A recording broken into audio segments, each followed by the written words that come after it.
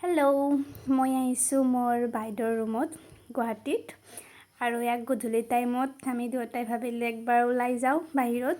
দিনত তাইৰ ডিউটি থাকে, গতিকে টাইমটো পোৱা নাযায়েই। আৰু এইফালে আহি গ'লোঁ আমি ওলাই। আজি মুছলমানসকলৰ পবিত্ৰ ঈদ হয়, যাৰ কাৰণে যথেষ্টখিনি মানুহৰ ভিৰ কম হয়। আৰু আমি ইয়াতে লৈ ল'লোঁ মাংস।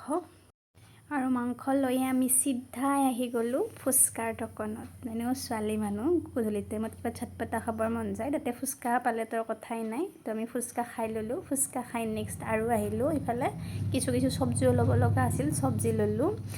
আজি যোনটো ইমান ধুনীয়াকৈ ওলাইছে।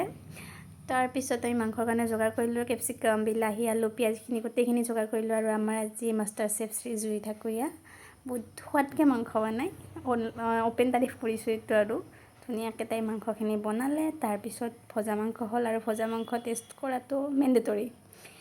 তাৰপিছত আমাৰ গোটেইখিনি খানা ৰেডি হ'ল, মাংস, ৰুটি, ভাতো আছে, কিন্তু প্ৰথমতে আমি ৰুটি খাই লওঁ। আজিলৈ ইমানেই, বাই বাই।